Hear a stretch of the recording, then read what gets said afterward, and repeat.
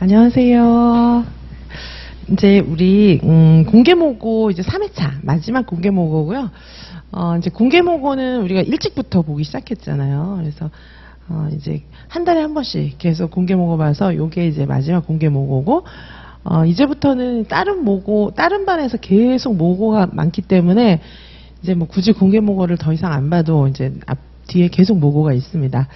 뭐 시험을 거의 뭐 일주일에 두세 번씩 막 이렇게 계속 보게 되고, 그리고 문풀반 또 계속 굴러가기 때문에 선생님들께서 논술이 됐든 교육과정이 됐든 계속 이제 써보셔야 되죠. 우리 뭐 법안전 같은 경우에도 이제 논술 형태하고 그다음에 교육과정 형태로 이제 시험을 볼 건데, 그 법안전 모고는요, 법안전도 마지막 시간을 우리 그 종강 모고잖아요. 법안전 같은 경우에는 모고 보러 오실 때 아예 해설지까지 같이 드리겠습니다. 왜냐하면 법안전까지 지금 완벽 외우기는 조금 좀 쉽지는 않잖아요. 그래서 법안전 모고 보러 오셨을 때는 아예 강의실 뒤에다가 해설지까지 다 비치를 해놓을 테니까, 뭐 법안전도 이미 다 외우신 선생님들은 안 보셔도 괜찮고요.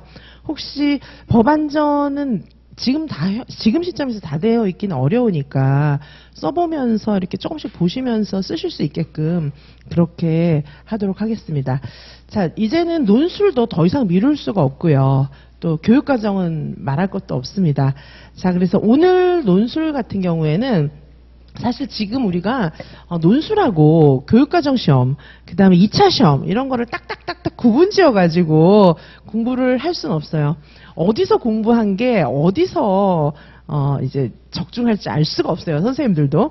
물론 이제 제가 가르쳐 드리고 선생님들을 적중시켜 드리지만 선생님들이 또 공부를 하는 것도 있잖아요. 그래서 어디서 공부한 게 어디서 시험에 나올지 모르기 때문에 다 이제 공부를 하셔야 되고, 오늘 이제 논술은요, 여기 논술 문제들이 다 선생님들께 좀 시간을 두고 설명을 드리고 싶은 내용들을 다 넣었습니다. 그래서 어디서든지 교육과정이든 논술이든 2차든 어디서든지 만날 수 있는 그런 주제들이고, 요거를 또 논술로 한번 써보시고 보면 또 기억이 남기 때문에 굉장히 해설지도 자세히 되어 있어요. 그래서 오늘은 이제 논술 쓰는 방법도 물론 당연히 보셔야겠지만은 여기에 해당 내용들이 꼭 한번 자세히 다루어 드리고 싶었던 내용들을 모아 놓았으니까 해설지를 보시면서 공부를 좀 해주시면 좋을 것 같아요. 뭐 논술의 형태는 우리가 이제 자주 봤던 형태이죠. 그런데 이제 여기에 놀이 사례가 들어가 있거든요. 이 놀이 사례는 나뭇가지 건축가, 그죠? 요거 놀이 운영 사례집, 교육부 자료집에 나와 있는 놀이 사례를 넣어 두었어요. 저하고 같이 이제 놀이 운영 사례집 같이 공부를 하셨을 때 봤던 놀인데, 자, 보시면은 교사들이 대화하고 있습니다. 실외 놀이의 장점, 그 다음에 실외 놀이에서 교사가 유아의 놀이를 지원해주기 위해서 할 수 있는 노력, 뭐 이런 것들은 우리 해시리에 자세히 나와 있어요. 자, 이제 선생님들께서 지금쯤이면 해시리도 공부를 많이 하셔야 되는데, 해시리 공부 방법 지금 좀 제가 제안을 해드리면, 저랑 같이 공부하신 선생님들은 이미 해시리 강의를 1월 달에 이렇게 시리즈로 같이 공부를 하셨어요. 그 자료를 지금쯤 다시 한번 꺼내서 봐주시고요. 한번 쭉, 자료가 얇기 때문에 쭉 넘겨서 보시는 거는 크게 어렵지 않을 것입니다. 그리고 제 해시리 교재 있잖아요. 너무너무 얇잖아요. 거기서 뭐 놀이 막 이렇게 도표로 그려있는 놀이 빼고 나면 볼 거 얼마 되지도 않거든요. 그거를 한번 쭉 보시고요. 한 2, 3회독 정도 돌리시고, 그 다음에 해시리 본책 돌아가셨다가 해시리 본책에서 다시 강의 교재, 또 다시 해시리 본책, 이런 식으로 한 몇 번 왔다 갔다 하시는 시즌이에요, 지금이. 자, 그렇게 하시면은 이제 머릿속에 해시리가 많이 잡히실 거예요. 왜냐하면 당연히 고시문 좀 이렇게 힘써서 외워주시고요. 지금 이제 고시문만 가로넣기 해서 시험에 나오지 않잖아요. 선생님들께서 생각지 못한 부분에서 이제 시험이 많이 나오는데, 그게 다 제 책에 요약이 되어 있어요.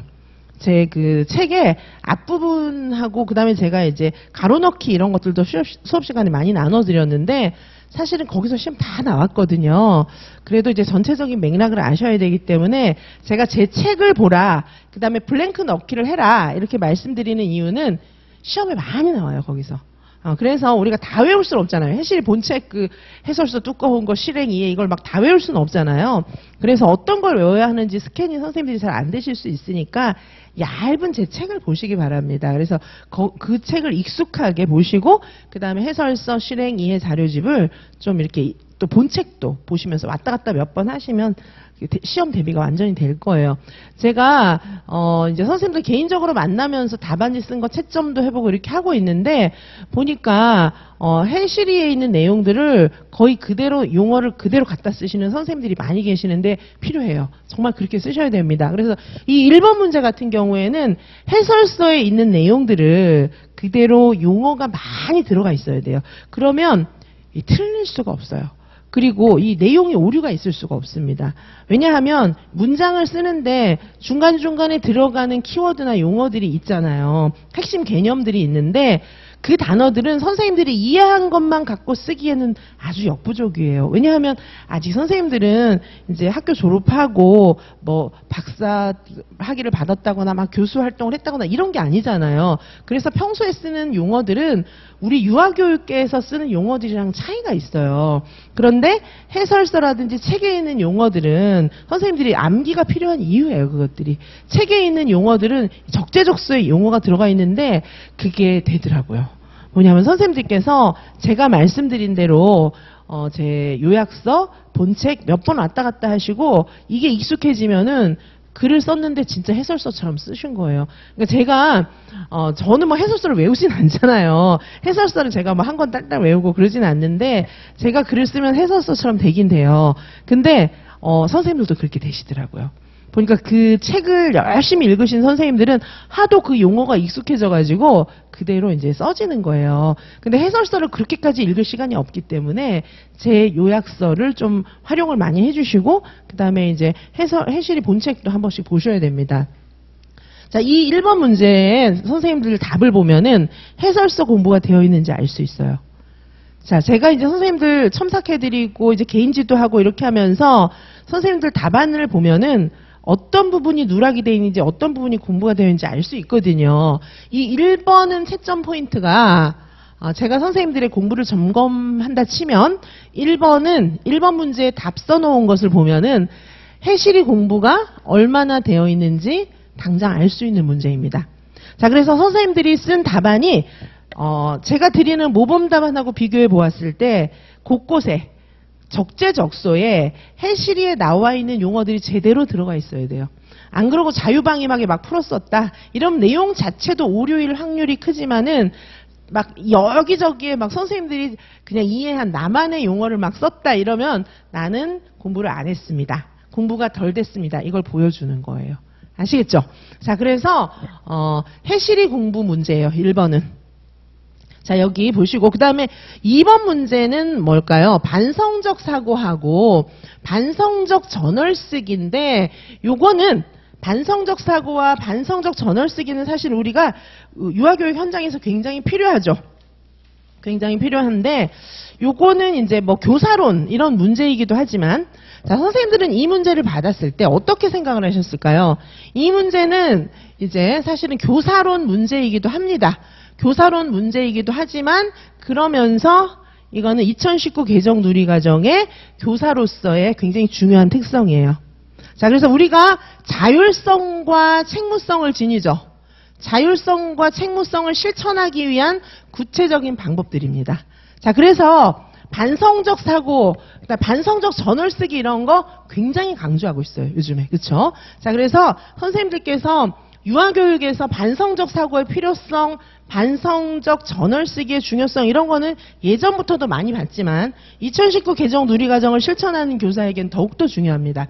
자, 그래서 중요성을 생각해서 문제를 넣어놓기도 했고 선생님들께서 지금 이 지문의 맥락에서 이 문제를 파악하셔야 이렇게 답을 쓰실 수 있는 문제인데 당연히 이런 생각 많이 하고 계셔야 돼요. 왜냐하면 2019 개정 누리과정을 진행하는 교사에게 반드시 필요한 품성이기 때문입니다. 자, 그리고 여기 컨설팅 장학, 학습 공동체 이렇게 있죠. 그렇죠? 자, 그런데 이 학습 공동체는 당연히 2019 개정 누리과정에서 매우 중요하게 생각하죠. 어떤 맥락입니까? 2019 개정 누리과정은 지금 이제 레지오를 많이 벤치마킹 했어요. 그렇죠? 레지오는 지역사회 공동체에서 운영하는 학교들입니다. 자, 그래서 이제 공동체를 되게 중요하게 생각해요. 공동체라는 건 어떤 거예요? 공동체는 너는 너, 나는 나, 이런 공동체가 아니잖아요. 공동체는 우리는 다 한 가족이야, 이렇게 생각하는 게 공동체잖아요. 자, 그래서 레지오 같은 경우에는 교사, 원장, 뭐 요런 학교 교직원들, 그 다음에 학부모와 지역사회, 유아, 다 하나의 공동체, 우리는 하나야, 이렇게 생각하는 거예요. 자, 그런 데서 출발했고 다 공동체예요. 우리는 다 공동체고 서로 상호 의존하고 돕고 관심 가지고 이렇게 하도록 되어 있습니다. 자, 그리고 교사들은 유아들을 관찰하고 유아들에 대해서 계속 상의해야 돼요. 자, 그렇기 위해서 이제 학습 공동체를 운영하는데, 이 학습 공동체는 교사 공동체만 의미하는 게 아니고 학습 공동체는 교사 공동체로 운영이 되지만은 전체적으로 유치원 공동체의 맥락에서 학습 공동체를 보는 거예요. 아셨죠? 그래서 지역사회와 연계도 중요하게 생각하는 겁니다. 2019 개정 누리과정 같은 경우에는 지금 전체를 공동체로 보고 있어요. 그래서 지역사회 연계, 가정 연계, 그냥 교사가 가르치는 거 따로, 뭐 학부모 따로 이런 게 아니고 전체적인 연계가 굉장히 중요해요. 그래야 제대로 된 교육을 할 수 있기도 합니다. 레지오 에밀리아는 어때요? 지역사회 공동체가 아예 지역사회 조합에서 운영하는 교육기관이에요. 그러다 보니까 학부모들도 굉장히 학교에 많은 참여를 하고 개입을 하고 이렇게 되어 있고, 지역사회 개입이 당연히 일어날 수밖에 없겠죠. 이제 지금 우리는 이제 그런 것을 지향하고 있고요. 그리고 교사 공동체.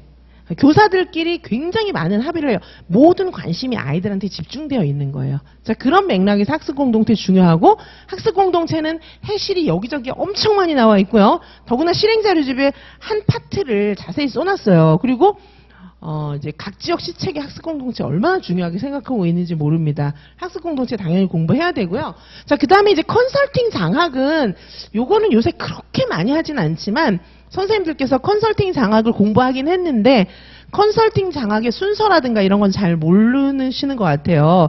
컨설팅 장학도 예전에 출제된 적도 있어요. 그래서 컨설팅 장학도 한번 이제 자세히 잘 모르시니까, 뭔지 잘 모르고 그냥 컨설팅 장학 이렇게만 아시니까 요 이제 논술 좀 보시면서 해설 보고 답 보면 요즘 이해가 가니까 같이 이제 묶어서 넣어놓은 거고요. 자, 그 다음에 여기 협동학습은 예전에 시험에 나온 적이 있습니다. 협동학습은 교육과정 시험에 나온 적이 있어요. 협동학습은 이제 구성주의 수업에 굉장히 중요한 하나의 방법이에요. 그래서 구성주의는 지금 너무 중요한 거 아시죠? 구성주의는 제가 작년에도 구성주의 엄청 많이 강조했었고, 구성주의는 쉬운 문제부터 어려운 문제까지 다 풀어봤었는데, 작년에 구성주의 나왔는데 너무 쉽게 나와가지고 좀 이렇게 저희는 실망했는데, 근데 이제 저희 생각이고 딴 쪽에서는 많이 틀렸는 모양이더라고요. 저희는 너무 쉽게 나와가지고 이게 뭐야 막 이렇게 생각을 했는데, 어쨌든 구성주의는 굉장히 중요한 건 아시잖아요. 2019 개정 누리과정의 2019 개정 누리과정에서 지향하는 수업의 백그라운드, 이론적인 백그라운드를 거의 구성주의로 많이 생각을 합니다. 그리고 이제 협동학습은 선생님들이 잘 몰라요.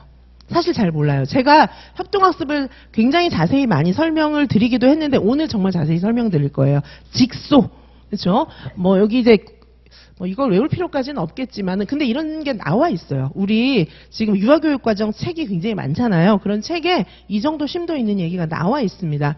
협동학습의 이제 대표적인 형태 직소라는 게 있고요. STAD라는 게 있어요.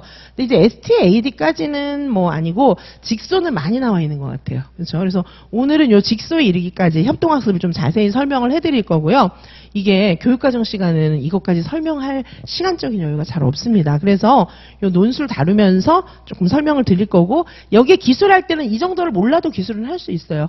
근데 제가 해설지에다가는 이 직소까지 넣어놨으니까 같이 보시기 바라고, 구성주의는 너무 중요하기 때문에 교육과정에서도 항상 나오고 논술에서도 당연히 나올 수 있고 면접에서 맨날 물어보는 그런 내용들입니다. 자, 그래서 이런 내용을 우리가 이제 논술 시험을 보는 것도 중요하지만은 지금 시험 몇 점 맞았냐, 그것도 되게 중요한 의미는 있긴 해요. 그러니까 지금 이제 공부를 하셔서 한 8월 말까지 몇 점 이상은 돼야 되겠다. 이런 목표를 좀 잡으시는 게 좋고요. 지금은 이제 점수도 물론 계속 쌓아간다는 의미는 있지만은 일단 써보면서 여기에 있는 내용들을 공부하시는 게 더 중요한 겁니다. 자, 그래서 여기 이제 본문, 지문을 좀 보시면은 여기 이제 김 교사가 뭐 얘기하고 있죠. 실외 놀이는 이제 너무 중요하니까 지금 바깥놀이 굉장히 강조하잖아요. 우리 해설서에서 바깥놀이를 포함해서 하루에 2시간 이상 놀이를 하는 거를 권장하고 있잖아요. 바깥놀이 뭐 이런 얘기 안 써도 되는데 그냥 놀이 2시간 이상 이렇게 써도 되는데 굳이 바깥놀이를 딱 넣은 걸 보면은 바깥놀이를 많이 해라 뭐 이런 의미겠죠. 자, 그래서 애들이 교실에만 있는 것보다는 지금 생태놀이라든지 뭐 이런 측면에서도 바깥놀이를 많이 하는 게 되게 중요해요. 실내 말고 실외에 나가면 아이들의 놀이는 굉장히 다양해지잖아요. 그러니까 실외 놀이에 대해서 선생님들이 얼마나 아는지를 묻고 있는데 자유방임하게 써도 답은 될 수 있지만 해설서에 있는 거를 생각하시면서 쓰는 게 더 맞죠, 그렇죠? 자, 그래서 이제 요 내용을 보면서 선생님들이 해설서를 딱 떠올려서 답을 쓰시면은 이제 교육과정 시험에서도 해설서 관련해서 바깥놀이 뭐 이런 거 나오면은 잘 안 틀리겠죠, 그렇죠? 자, 그래서 이제 요 나뭇가지 건축가라는 놀이, 요건 조금 이따 보실 거고요. 간략하게 좀 제가 말씀을 다시 드릴 거고요. 요거는 이제 놀이 운영 사례집. 지금 이제 우리가 교육부 놀이 자료집 중에 놀이 실행 자료집이 있고 놀이 이해 자료집이 있잖아요. 그게 기본이죠, 해실이. 이렇게 해서 기본이고 그 외에 놀이 운영 사례집도 있잖아요. 운영 사례집의 종류는 되게 많고 놀이 자료집은 교육부에서 계속 나오고 있죠. 그 중에 이제 가장 중요하다고 실행 이해 자료집 이외에 가장 중요하다고 근간이 되어서 처음에 나왔던 그런 이제 놀이 운영 사례집 중에서 우리가 이제 사실 다 다루긴 했는데 그 중에 한 책에 나와 있는 그런 놀이입니다. 나뭇가지 건축가. 요 놀이는 이제 어떤 거냐면 놀이가 계속 변형되는 거. 놀이의 변형. 놀이의 변형을 주제로 한 거예요. 바깥놀이면서 놀이의 변형. 그리고 이 놀이 안에는 교사가 애들이 막 놀이 위험하게 하니까 어떡하지 막 고민하고 있는 건데 선생님이 놀이를 중단시키고 막 그렇게 한 게 아니고 어떡하지 걱정하면서 이렇게 봤는데 애들이 이제 스스로 알아가지고 그 위험한 거를 좀만 하다 그냥 관두고 다 다른 놀이 하는 그런 사례가 나온 거였어요. 자, 바깥놀이의 측면이 여기 나와 있고 어쨌든 바깥놀이가 우리 유아들에게 주는 교육상의 장점 그리고 이제 선생님들이 바깥놀이를 아이들하고 진행하면서 주의를 기울여야 될 점, 이런 점을 이제 쓰는 그런 문제입니다. 그렇죠? 자, 그리고 보시면 이 바깥놀이고요. 반성적 사고의 필요성, 유아교육에서 요게 이제 선생님이 전월 쓰고 뭐 이렇게 한 건데 이런 걸 우리가 써야 되는 이유가 뭐냐, 뭐 이제 그런 거를 묻고 있고요. 자, 그 다음에 이제 컨설팅 장학. 요 내용들은요, 여기에는 막, 여기 있는 걸 막 그렇게 찾아 쓰는 그런 내용들은 아니에요. 그런데 선생님들께서 반성적 사고, 뭐 컨설팅 장학, 이런 내용들이 많은 글을 쓰기가 어렵잖아요. 여기는 힌트를 많이 드려놨어요. 선생님들께서 답 쓸 때 조금 찾아 쓸 수 있는 그런 힌트들이 많이 들어 있습니다. 자, 뭐 여기 이제 구성주의 수업, 협동학습, 뭐, 이런 얘기 있고요. 구성주의 수업에 대한 내용들도 여기 많이 나와 있어요. 어차피 선생님들이 구성주의 수업을 지금 써야 되는데, 구성주의 수업에 대해서 많이 나와 있습니다. 자, 그래서 이런 내용들을 보시고, 답을 쓰시고요. 자, 우리가 이제 답을 쓰실 때는 요거 이제 점수 생각해서 답을 쓰셔야 하고요.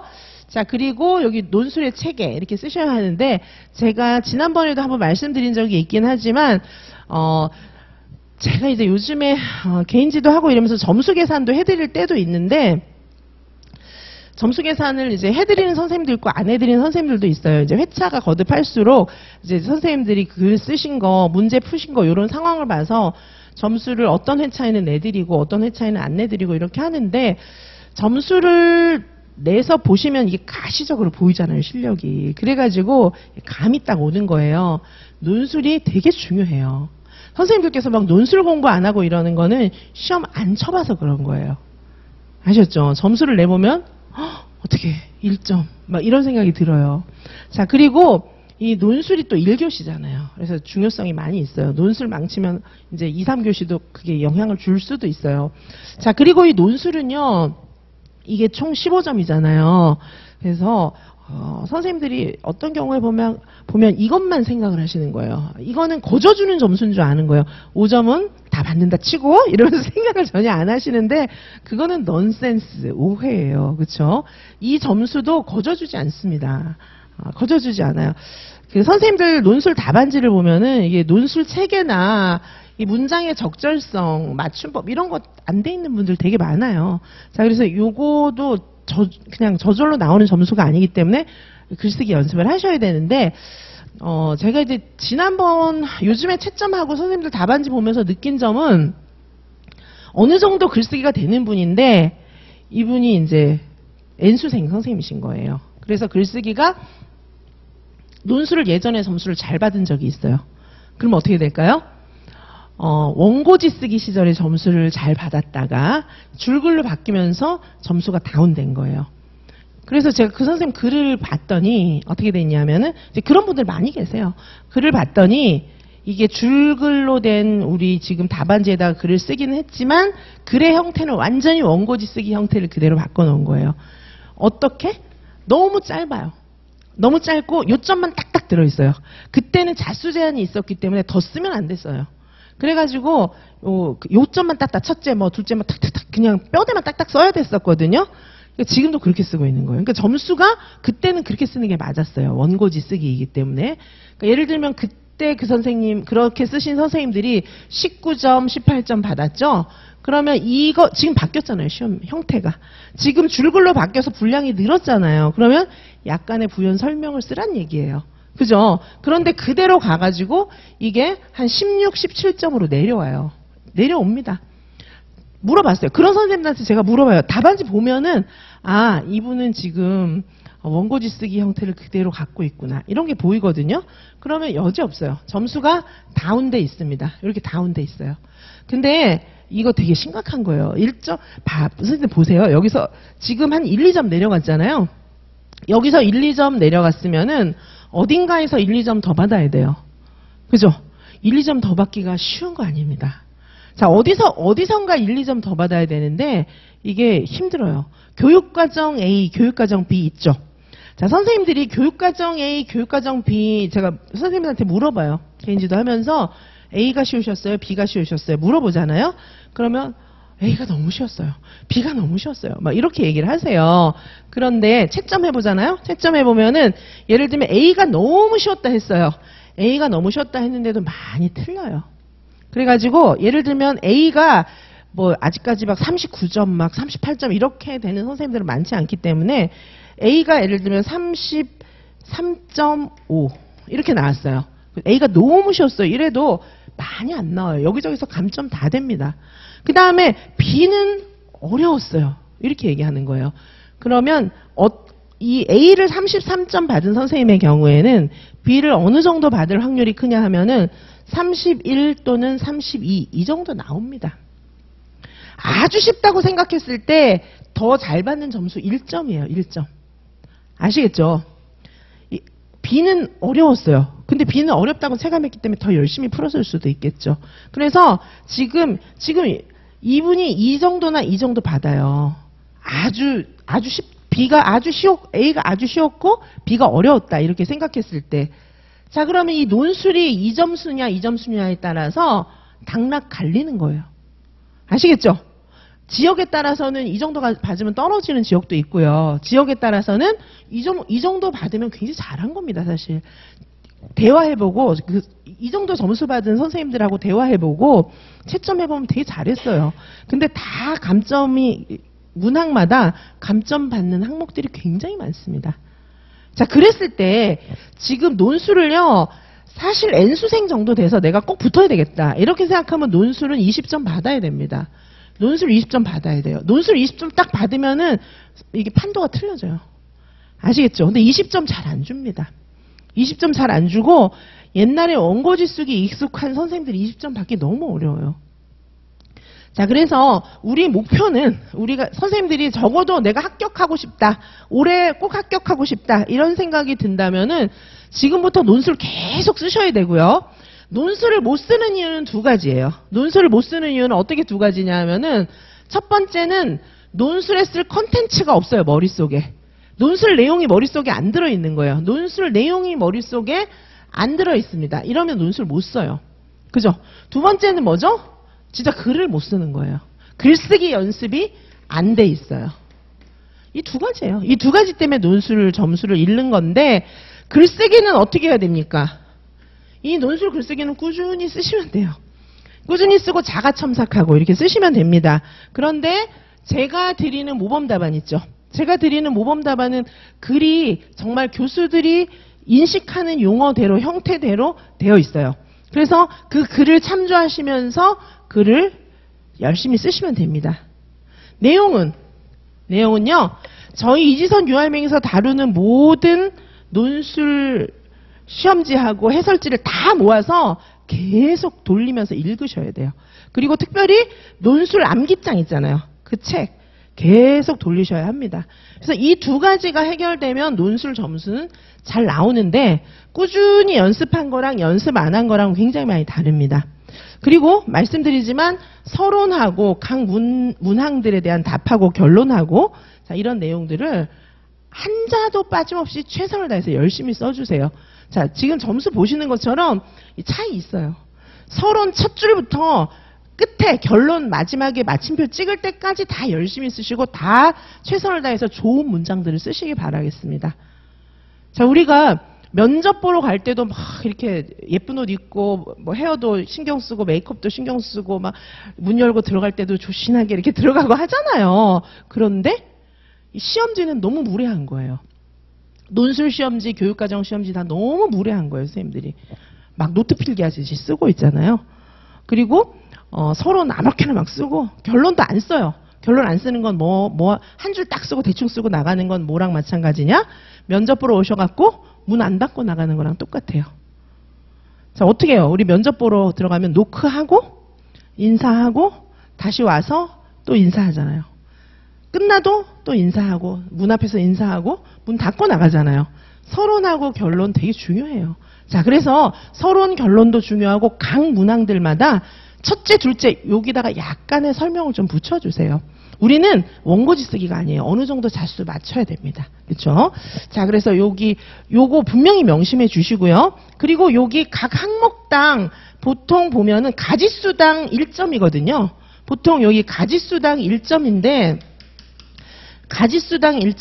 선생님들 점수 받은 거 생각해 보시면은 가지수 다 쓰면 그럼 만점이겠네. 아니에요. 그렇지 않습니다. 자, 가지수당 1점이지만 이 1점은 굉장히 선생님들께서 정성 들여 써야 1점을 딱 받아요. 아시겠죠? 그 점을 명심하시고 옛날 원고지 쓰기가 아니다. 그거를 좀 명심하시기 바랍니다. 그리고 서론부터 결론까지 한자 한자 다 정성 들여 쓰세요. 우리가 평가받는 그 시험지, 선생님들이 계속 1년 내내 정말 공부한 그 실력에 대해서 평가받는 시험지가 겨우 시험지 2장이에요. 그죠? 그걸로 평가받는데 단 한 줄도 선생님들께서 아무렇게나 쓰실 부분은 없습니다. 그리고 이렇게 무례하게 쓰지 마세요. 굉장히 포멀하게, 공식적으로, 굉장히 정중하게 그런 마음을 가지고 정성껏 쓰시기 바랍니다. 자, 그렇게 쓰시기 바라고요. 자, 그 다음에 내용을 좀 보도록 하시겠습니다. 자, 여기 실외 놀이. 자, 내용은 시간이 너무 많이 가가지고요.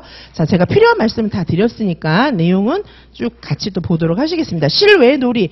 실내와 실외의 차이. 요거 이제 우리 예전에 해실이 정리할 때 한번 또 봤던 내용이기도 합니다. 실내 교실에 비해서 실외 교실은 굉장히 유연하게 활용할 수 있고 또 상상적인 해석을 할 수 있는 그런 공간입니다. 그래서 실외에 나가면 아이들은 막 굉장히 창의적이 되고 평소에 쓰지 않았던 그런 재료들도 쓸 수 있고 신체 활동 이런 것들도 많이 할 수 있습니다. 자, 실외 놀이를 할 때 교사들은 또 의사결정을 되게 많이 해야 돼요. 자, 어떤 전략을 사용해서 아이들과 함께 놀 수 있을까? 그리고 교사가 개입하는 목적은 무엇인가? 한마디로 이제 애들이 막 이렇게 위험해 보이고 이래도 막 너무 많이 개입하고 이런 것은 바람직하지 않죠. 좀 봤다가 좀 이렇게 지켜보다가 아주 위험한 순간에는 즉각적으로 개입이 필요하지만은 그렇지 않았을 때는 다른 방법을 마련하는 것이 좋습니다. 자, 그리고 실외 놀이에 나갔을 때 선생님들은 놀이를 이해하는 그런 놀이의 이해자, 지원자가 되어야 합니다. 자, 그리고 여기 이제 끝에 끝에 여기 나와 있는 여기 내용들을 보시면은요. 자, 요거는 우리 이해 자료집에 놀이 이해 자료집에 있는 묻고 답하기의 내용입니다. 저 이해 자료집에 있는 실외 놀이에 대한 묻고 답하기의 내용이에요. 그래서 묻고 답하기의 내용 요거 좀 보시기 바라겠습니다. 자, 실내 놀이와 바깥 놀이는 어떻게 다른지. 자, 실내 놀이와 바깥 놀이 어떻게 다릅니까? 자, 오감을 사용해서 밖에 나가면 적극적으로 또 몸을 이용할 수 있고, 요거 정도는 이제 아셔야 되겠죠. 자, 뭐 묻고 답하기 내용 정도는 다 이제 머릿속에 넣으셔야 되겠죠. 자, 그리고 우연히 발견하거나 새롭게 볼 수 있는 것들이 많다. 그리고 바깥 놀이에서 우리가 놀이할 수 있는 자유를 강조하는 이유는 바깥에 나갔을 때 아이들이 즐거움과 행복감 이런 것들을 느낄 수 있고, 그리고 유아가 주도하는 모든 놀이에는 의미 있는 경험이 있기 때문에 바깥에 나가면 막 주도적으로 애들이 막 엄청 자유롭게 이렇게 놀이한다는 거죠. 자, 즐겁게 뛰어놀기만 해도 괜찮을까? 괜찮다. 놀이가 곧 배움이기 때문이다. 그리고 의미 있는 배움이 아이들이 막 즐겁게 놀이할 때 더 많이 일어난다. 우리 이해 자료집에 이렇게 이야기하고 있어요. 이해 자료집에 묻고 답하기에 보면 바깥 놀이에 관해서 이렇게 설명하고 있습니다. 자, 오늘 답은 여기에 있는 거 많이 활용하시면 되게 그렇게 되어 있습니다. 자, 그 다음에 자, 사례로 등장했던 놀이 있죠. 유아의 삶, 놀이로 물들다. 그 안에 요 책에 있는 나뭇가지 건축가에 있는 내용이에요. 자, 놀이 운영 사례집은 여러 권의 책들이 있는데 그 중에 유아의 삶, 놀이로 물들다라는 책이 있잖아요. 그 책이 어떻게 구성이 되어 있냐 하면은 1편, 1장, 2장, 3장 이렇게 되어 있는 게 아니라 바꿈, 이룸, 즐김, 만남, 자람 이렇게 되어 있어요. 그 중에서 바꿈 편에 들어 있었어요. 나뭇가지 건축가. 바깥놀이 하는 거. 여기서는 이제 아이들이 놀이 속에서 자료와 공간을 계속해서 변화시키는데 바깥에 나가면은 놀이 재료가 너무 다양하잖아요. 그리고 공간도 막 여기 숲이니까 나무까지 있는 데도 있다가 웅덩이도 있다가 그냥 들판처럼 이렇게 그냥 광활한 곳도 있고 막 이렇잖아요. 바깥에 나가면은 공간이나 이런 것들을 자유롭게 활용할 수 있고, 그 다음에 놀이 재료들도 굉장히 자유롭게 활용을 할 수가 있습니다. 자, 그런 특징이 있었는데 여기는 이 놀이만 있는 것은 아니었고 바꿈 안에 굉장히 여러 가지가 있었어요. 요 책에 보시면은 놀이 주제, 자료, 영역, 시간 여러 가지가 바뀐 사례들이 나와 있었습니다. 자, 그 중에 우리 나뭇가지 건축가는 아이들이 공간하고 이렇게 자연에 나가면 너무너무 많은 것들을 보니까 놀이 주제가 계속 바뀌는 거. 그런 놀이로 기술이 되어 있어요. 자, 기억나시나 모르겠는데. 자, 이렇게 되어 있습니다. 자, 그리고 그 놀이는 이렇게 되어 있었어요. 자, 아이들이 나뭇가지 건축가 이 놀이는 애들이 밖에 나가서 웅덩이를 우연히 발견했어요. 여기서 이제 애들이 되게 위험했어요. 웅덩이 점프 너무 위험하잖아요. 웅덩이 점프하고 이러니까 선생님이 어떡하지 막 고민하고 있었는데 자세히 봤더니 이제 다른 놀이들로 이렇게 계속 이렇게 이어지는 형태를 보이고 있고요. 지금 우리가 이제 지문에 나와 있는 것은 나뭇가지 갖고 애들이 집 만들고 뭐 이런 형태가 나오는 그런 대목이 여기 문제에 나와 있는 겁니다. 자, 이해 가십니까? 자, 그래서 요 놀이도 한번 좀 보시기 바라고요. 그 놀이에 나와 있는 이제 교사의 고민, 끝에 이제 교사의 고민이 있었어요. 교사의 고민은 아이들이 유아가 다칠까봐 걱정이 많이 된다 이랬는데, 선생님이 이제 좀 기다렸다가 봤더니 애들이 이제 안 위험하게 해서 아이들이 스스로 조절할 수 있구나 뭐 이런 것들을 느꼈어요. 자, 그리고 이제 교사의 배움, 이 놀이를 통해서 선생님은 아이들이 밖에 나갔더니 막 실험하고 뛰어놀고 아이들의 놀이가 굉장히 자유롭게 확장이 되고 있구나 뭐 이런 것들을 느꼈습니다. 바깥놀이의 유익함을 느꼈다 이렇게 볼 수 있습니다.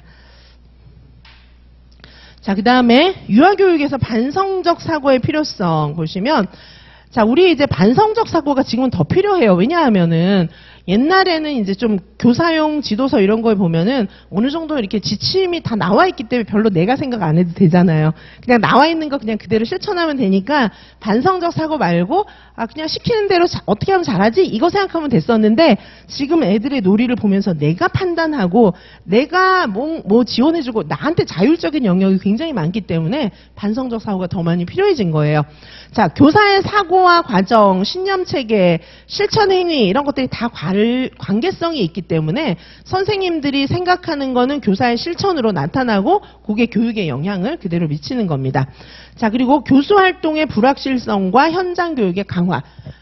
우리가 반성적 사고를 해야 되는 그런 이유들입니다. 교수 활동의 불확실성. 우리 이제 유아교육은 특별히 더 불확실성이 많아요.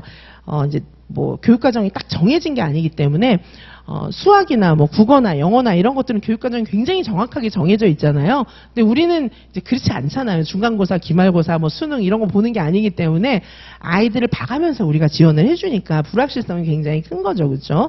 자, 그래서 반성적 사고하면서 아이들을 가르쳐 줘야 하고, 자, 우리는 이제 지금은 더구나 자율적인 의사결정자, 우리는 이제 자율성이 많이 우리에게 부여되기 때문에 아이들에게 놀이를 보면서 스스로 판단해야 되는데 깊이 생각해야 돼요. 반성적 사고가 필요합니다. 자, 그리고 이제 교사 교육 프로그램에서 체제 수능적인 교육 과정을 지금 많이 비판하고 있어요. 그래서 벤 매넌 이런 사람들이 이야기하고 있는 높은 수준의 그런 비판적 사고력이 필요한 것입니다. 자, 그 다음에 이제 반성적 저널 쓰기인데, 반성적 저널 쓰기는 일반적인 저널하고 조금 다르죠. 일반적인 저널은 선생님이 일기처럼 쓰는 그런 저널도 있지만, 반성적 저널은 있었던 일에 대해서 굉장히 깊이 생각하고 다시 한 번 더 생각하는 거예요. 자, 반성적 저널 쓰기의 절차를 그냥 간단하게 요약하면 이렇게 볼 수가 있습니다. 처음에 일어난 일에 대해서 이게 어떤 일이지?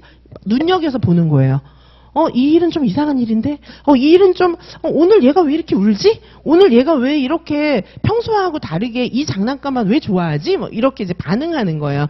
처음에 반응하기, 문제 상황이나 사건에 대한 기술이나 반응, 뭐, 기록, 요런 건데, 좀 눈여겨볼 만한 어떤 사건에 대해서 기록하는 거예요. 자, 반응. 자, 그 다음에 이제, 확장하는 겁니다. 자신의 감정을 설명하고, 의견을 정당화하고, 또 비교하고, 뭐, 이렇게 하는 거예요. 그러니까 깊이 생각하는 거죠.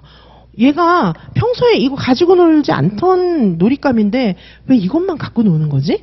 이거에 대해서 전에는 얘가 어떻게 했나, 요 앞에 어떤 사건이 있었나, 그다음에 얘가 이 전에 또 특별히 재미있게 놀았던 것이 아니면 부모님하고 어떤 일이 있었나, 친구하고 어떤 일이 있었나, 막 이런 거를 볼 수가 있잖아요. 그랬더니 얘가 지금 부모님하고 지금 엄마가 이제 동생을 출산하러 갔기 때문에 얘가 평소에 관심이 없었는데 이 놀잇감에 관심이 있구나, 뭐 이런 식으로 생각해 볼 수가 있잖아요. 그렇죠? 자, 그래서 확장하기. 자, 그다음에 결과에 대해서 고려해 보기.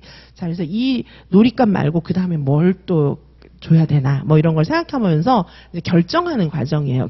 이 놀잇감 말고 다른 놀잇감을 줬을 때 이 놀이가 어떻게 확장될까? 이런 것들도 보고 사안에 따라서 앞으로 이 결정을 했을 때 어떤 결과가 생기지? 이렇게 생각하면서 최종 결정을 하는 단계입니다. 자, 그래서 반성적 저널 쓰기의 과정을 크게 세 가지로 나눌 수 있습니다. 반응하기, 확장하기, 결과에 대해 고려하기. 이렇게 이제 크게 세 가지로 나눠볼 수도 있고요. 자, 저널 쓰기와 피드백. 반성적 저널 쓰기를 가지고 우리는 보통 뭘 합니까? 이 반성적 저널 쓴 걸 가지고 학습 공동체에서 함께 피드백해주고 이렇게 활용할 수가 있습니다. 학습 공동체에서 반성적 저널 쓴 거를 선생님들께서 서로 피드백해주고 이렇게 활용을 하는 그런 방법으로 사용해 볼 수가 있습니다. 자, 그 다음에 보시면 여기 컨설팅 장학 보시겠습니다.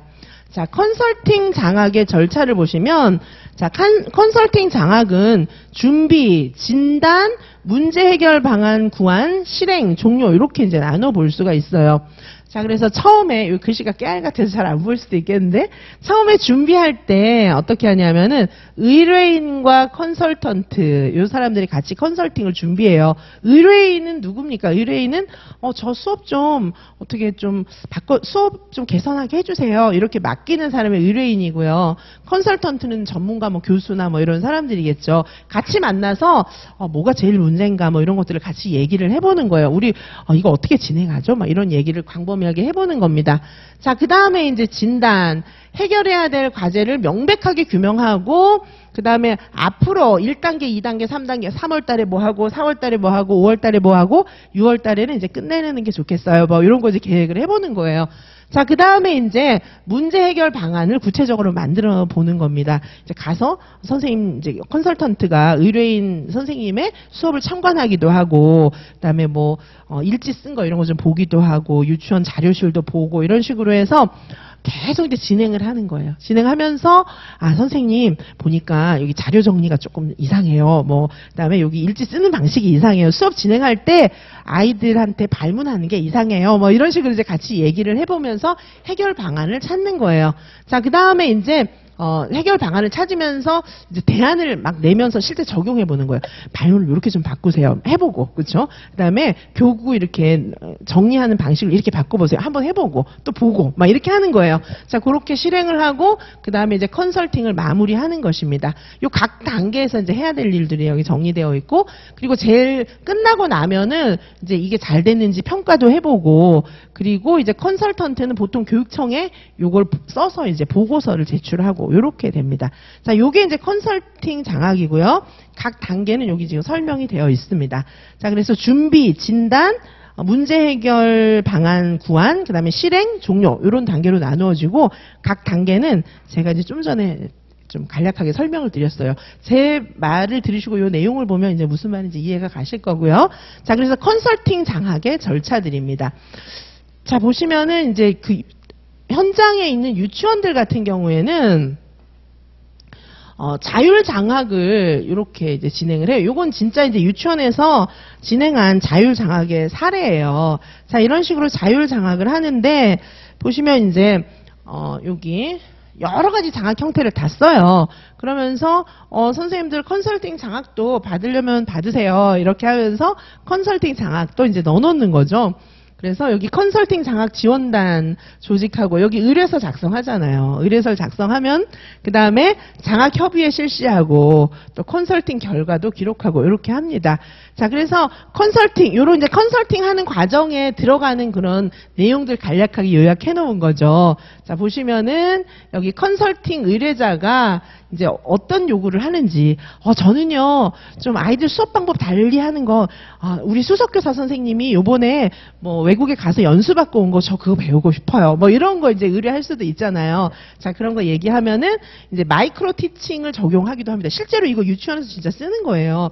마이크로 티칭은 이렇게 줄여 놓은 거예요. 수업을, 애들도 이제 다 가라고 하고 나하고 좀 잘 맞는 애기들 있잖아요. 유아들 나하고 너무 예쁘다 이런 애들 데려다가, 아니면 이제 특별히 좀 늦게 가도 되는 애가 있다거나 이러면 걔네들 데려다가 애들 다 있을 때 하는 거 하고 2명만 데리고 하는 거하고 다르잖아요. 그리고 수업도 한 5분 해보고 또 이제 필요한 방법도 5분 해보고 필요한 특별한 수업 방법 5분 해보고 이런 식으로 하는 거예요. 줄여가지고. 그게 이제 마이크로 티칭이거든요.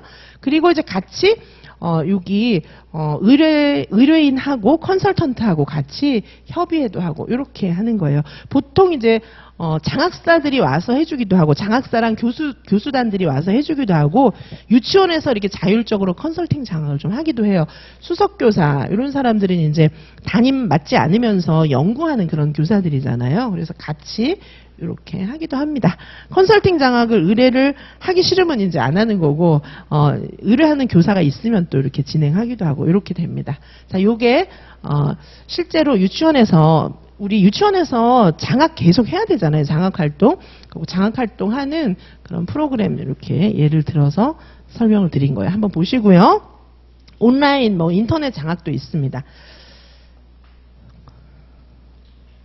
자, 컨설팅 장학과 기존 장학의 차이점 보시면, 기존 장학은 하기 싫은데 억지로 이렇게 하는 그런 형태였어요. 장학도 막 업무 안 그래도 많은데 부담되잖아요. 그래갖고 컨설팅 장학 선생님들이 하기 싫어했었는데 겨우겨우 딸려가서 하고 이제 뭐 그런 거였는데, 이 컨설팅 장학은 이제 의뢰인의 전적인 그런 요구에 의해서 이루어집니다.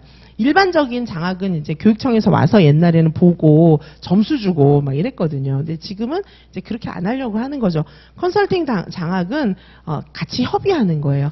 그리고 여기서 이제 전문가가 와서 정말 내가 요구하는 그 부분을 전문적으로 이렇게 잘 봐주는 거예요. 그래서 전문적으로 도와주는 것입니다. 전문성이 있고, 자, 그리고 컨설턴트하고 의뢰인은 굉장히 평등한 그런 평등한 관계로 이루어지고 있습니다. 자, 그 다음에 학습 공동체 보시면, 자, 학습 공동체는 교사들이 함께 교육과정과 수업을 연구하고 성찰하고 전문성 신장을 하기 위한 그런 모임입니다. 자, 요거는 우리 실행자료집에 있는 거 대략 정리를 해놓은 거예요. 자, 실행자료집 내용을 정리한 것입니다. 자, 그래서 요 학습 공동체 기억을 해주시고, 자, 실행자료집에 보시면은 우리 학습 공동체는 지금 함께 교육 비전을 만들어 보도록 그렇게 이야기하고 있고, 다양한 방식으로 운영될 수가 있습니다. 자, 그리고 구성원 간의 신뢰와 협력, 이런 것들을 바탕으로 조직의 비전과 교육적 가치를 공유하는 것이다. 이렇게 설명하고 있죠. 자, 그래서 제가 말씀드렸던 것처럼 공동체는 형식적인 게 아니고 신뢰와 협력, 이런 것들을 바탕으로 해서 하나가 되어서 교육적 가치를 막 공유하는 거예요. 그리고 형태는 굉장히 다양합니다. 자, 그 다음에 여기 아동중심 접근 방법. 자, 여기 협동학습, 구성주의 수업 같은 경우에 굉장히 아동중심 수업인데, 여기 아동중심 접근법, 여러 가지 이제 수업을 써놓은 거예요. 구성주의에서 사용하는 아동중심 접근법의 그런 수업 사례들입니다. 탐구학습 있어요. 자, 우리 이제 오늘은 탐구학습 아니고 협동학습이 시험에 났지만은 탐구학습까지 같이.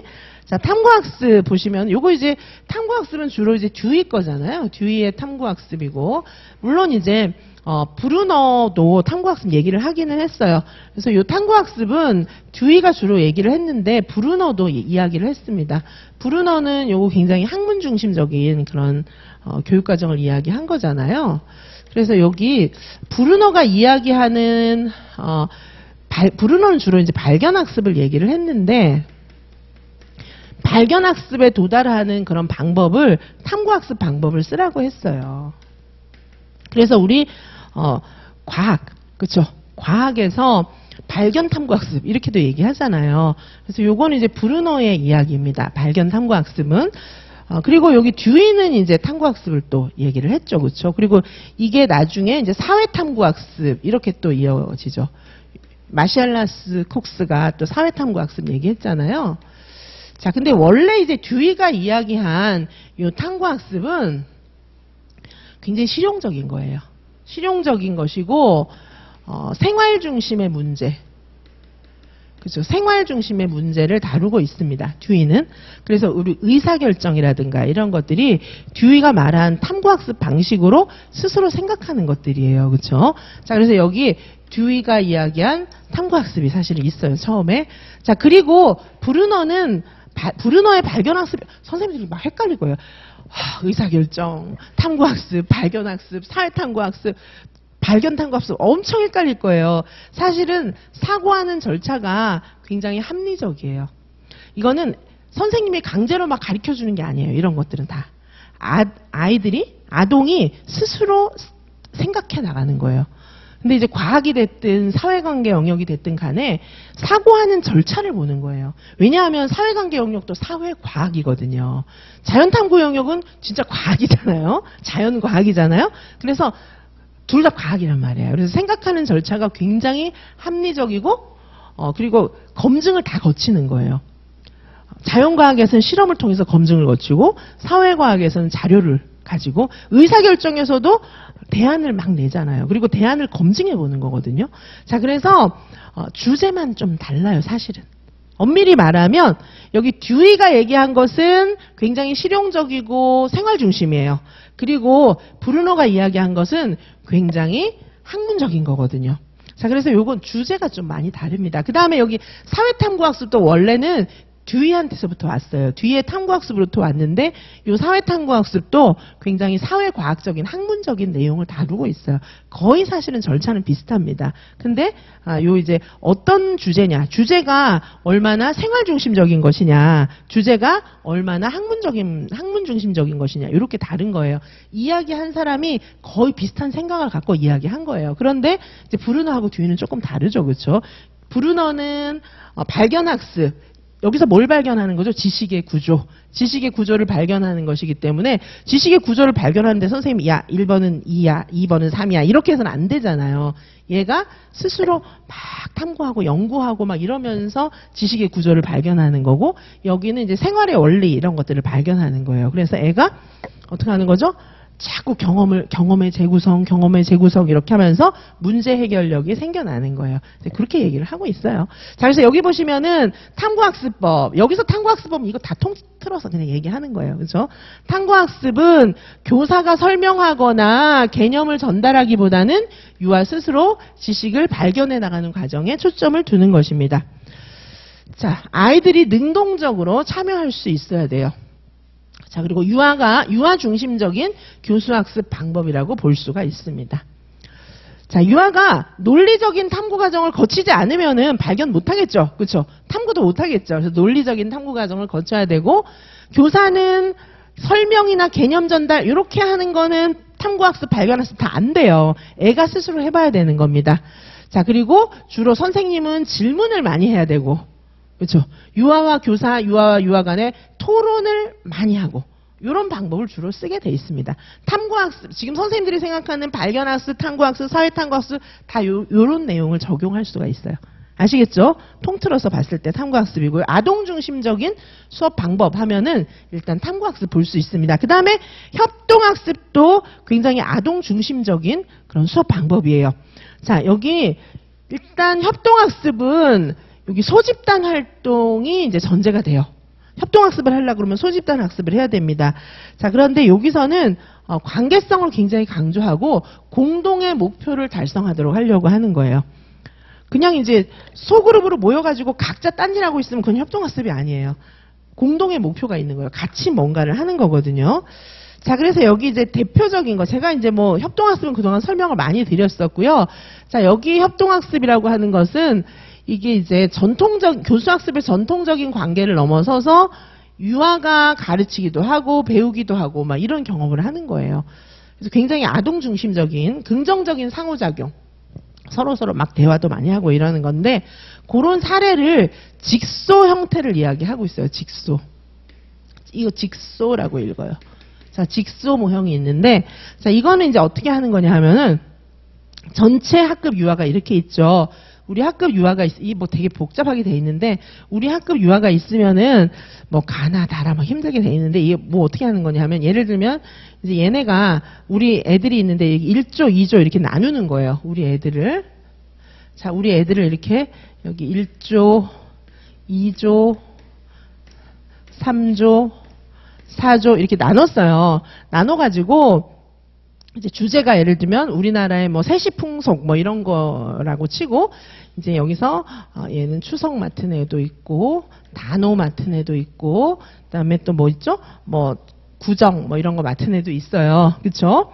자, 여기도 있겠죠. 추석, 단오, 구정 여기도 있고 여기도 다 있겠죠. 그렇죠? 각자. 자, 그래가지고 이걸 조사를 하는 거예요.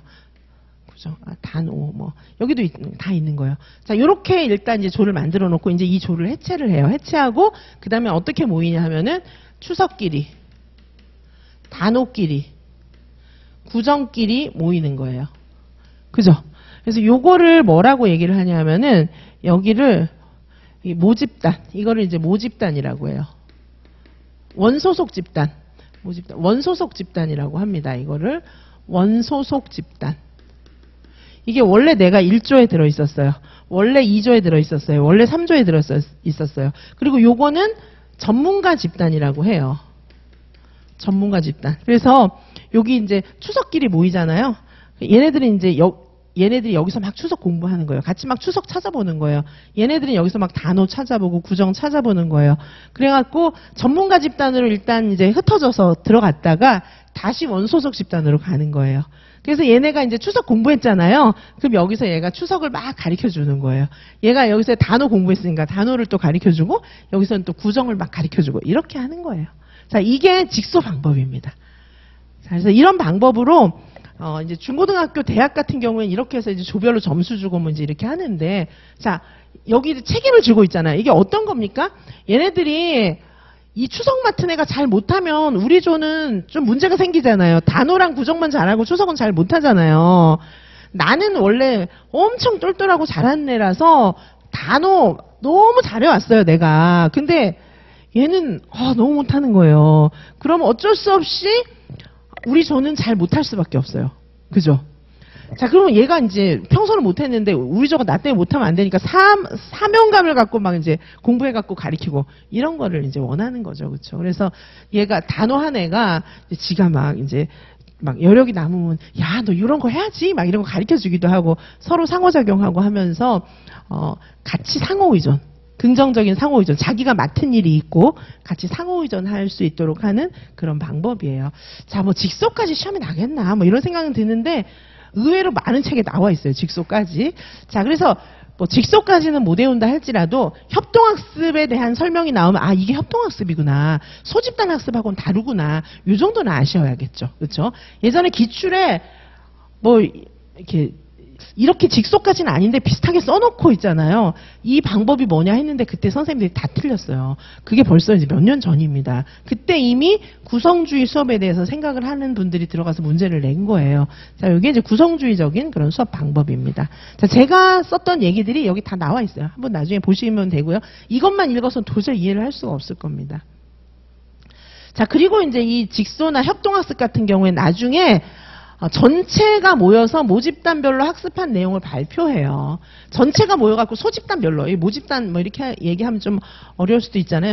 소그룹별로 조사한 거. 아까 구정, 단오, 뭐 추석 요거 조사했잖아요. 1조, 2조, 3조가 다 조사했잖아요. 얘네들이 나와서 발표하는 거예요. 그런데 이게 이제 발표하는 형식이 막 다 달라요. 시켜보면은. 예를 들면 구정, 단오, 추석 조사한 애들은 그 구정, 단오, 추석에 막 놀이 이런 걸 그림으로 그리는 애들도 있고 막 이렇게 극놀이로 보여주는 애들도 있고 어떤 애들은 그냥 이렇게 각자 나와서 막 얘기하는 애들도 있고 막 노래하는 애들도 있고 너무 다른 거예요. 자, 그런 형태를 보여주는 것입니다. 자, 그 다음에 이제 구성주의 교수법 보시면, 자, 구성주의, 우리가 이제 많이 구성주의는 생각을 하지만, 구성주의를 간단하게 요약을 해놨어요, 여기서는.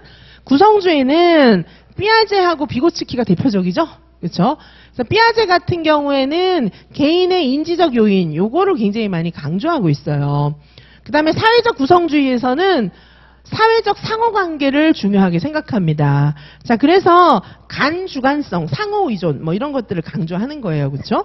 자, 그래서 구성주의에 굉장히 중요한 큰 원칙이 있어요.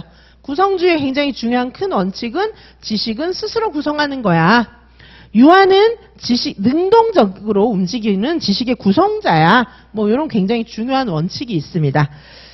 자, 그리고 이제 유아가 능동적인 학습자다. 스스로 지식을 발견하는 거다. 뭐 요거를 생각해야 되는데 여태까지 그렇게 생각을 많이 안 했어요. 그렇죠? 자, 이제 마련되어 있는 지식이 아니라 자기가 지식을 새로 발견한다는 얘기예요. 자, 셀프 레귤레이션 러닝, 자율학습, 자기 주도적 학습, 자기가 스스로 찾아가는 학습 이런 것들이 굉장히 중요합니다.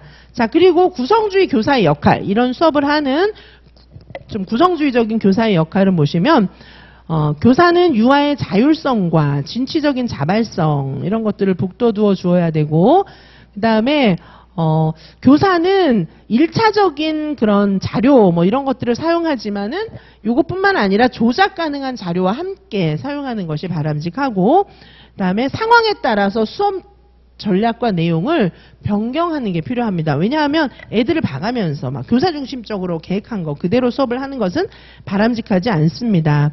자, 그리고 자신의 개념을 유아들에게 전달하기 이전에 유아의 이해 정도를 먼저 알아보는 게 필요해요. 유아의 선개념, 유아가 갖고 있는 지식 뭐 이런 것들을 보면서 이게 이제 삐아제도 그렇고 비고츠키도 그렇고 아이들이 갖고 있는 선개념 있잖아요. 그거에서 약간 어려운 질문을 하고 그 다음에 이제 인지적 갈등 이런 거를 좀 줘야 되기도 하고 그리고 또 뭡니까 이제 근접 발달 지대에 아이들이 있도록 해야 되기도 하고 뭐 이런 이야기들을 했습니다. 자, 그리고 교사는 교사와 유아와 유아 간의 대화를 격려해야 합니다. 대화를 통해서 많은 것들을 생각하고 머릿속에 지식을 구성할 수 있도록 도와줘야 되기 때문이고 교사는 개방적인 질문을 해야 됩니다. 그리고 질문한 다음에 기다리는 시간을 갖는 게 필요해요. 그래야 이제 얘가 막 인지적 갈등을 일으키면서 생각을 할 거잖아요. 그리고 유아들하고 이제 관계를 구성하고, 그다음에 이제 아이들이 좀 표상을 하니까 은유를 만들어낼 시간. 애들이 이제 표상을 하잖아요. 요즘에 나오는 책은 이 은유 이런 단어도 되게 많이 써놨더라고요. 그러니까 애들이 이제 은유라는 건 뭐죠? 직접적으로는 애들이 막 학문적으로 설명을 못 하잖아요. 그러니까 약간 비유적으로 표상하는 거, 이런 것들이 은유에 해당합니다. 자, 이렇게 볼 수가 있고요.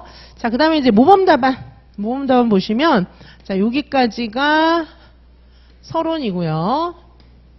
자, 서론에는 여기 이제 들어가 있는 단어들이나 이런 것들이 선생님들께서 보시기에 조금 어려운 단어들이 좀 들어가 있을 수도 있어요. 그래서 외워서 쓰시기에 조금 힘드실 수도 있지만 단어를 약간 바꾸셔도 됩니다.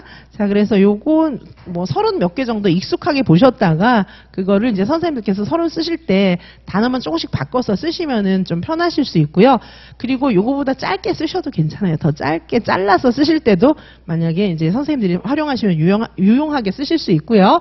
자, 이 서론에 들어가야 될 것은 의의하고 내용 소개 뭐 이런 것들이 있다, 이렇게 생각하시면 되고, 내용 소개는 따라서 이 글에서는 논하고자 한다, 이렇게 설명하시면 되고요. 자, 그 다음에 여기 이제 1번, 2번 이렇게 번호 꼭 써주시고, 한 문제당 한 문단 요거 기억해 주시고, 묻고 있는 거 가지수대로 정확하게 써주시면 되겠습니다. 자, 그리고 여기 이제 결론. 자, 결론 있고요. 결론도 이렇게 한 문단으로 써주시면 되고, 결론은 요약, 나아가야 할 방향, 이렇게 이제 써주시면 되는데, 제가 이제 사실 만능틀 드리는데, 만능틀은 이 요약은 안 들어있고 나아가야 할 방향만 들어있어요. 왜냐하면 요약은 제가 만능틀 드릴 수가 없잖아요. 선생님들이 쓰셔야 되니까. 그래서 시간이 없으면 그냥 나아가야 할 방향만 쓰셔도 크게 이제 문제는 없겠습니다. 뭐 요약만 쓰셔도 상관없고요. 자, 그래서 여기 각 문항마다 이제 써놓은 거 읽어보시면 아시겠지만은, 저는 이제 선생님들께 많은 문장들을 좀 익숙하게 해드리기 위해서 답을 가능한 좀 길게 써드리는데, 선생님들은 이렇게까지는 안 쓰셔도 되고요. 첫째 뭐다? 간략한 설명. 둘째 뭐다? 간략한 설명. 요 정도씩만. 한 문장씩만. 그 정도만 쓰시면 충분합니다. 자, 그래서 전체 분량은 제가 자주 말씀드리지만 한 페이지만 딸랑 쓰는 건 너무 적으니까 불안하잖아요. 내 1년 막 그렇게 고생한 거 결실인데, 그렇죠? 그래서 한 장 쓰시고, 그 다음에 뒷장에 적어도 한 절반이나 아니면 절반보다 조금 못되게 그 정도는 좀 쓰시면 좋을 것 같고요. 절대 시간 안 모자라요. 열심히 연습하시면 시험 당일날 절대 시간 안 모자라니까 충분히 답 쓰고, 내가 공부한 거 깔끔하게 정확한 개념들, 정확한 단어들 써가지고 육하원칙에 맞는 정확한 문장으로 서론 결론까지 깔끔하게 쓰고 나오시기 바라겠습니다. 자, 그럼 여기서 정리하고요. 저희는 잠시 후에 교육과정 A 보도록 하시겠습니다.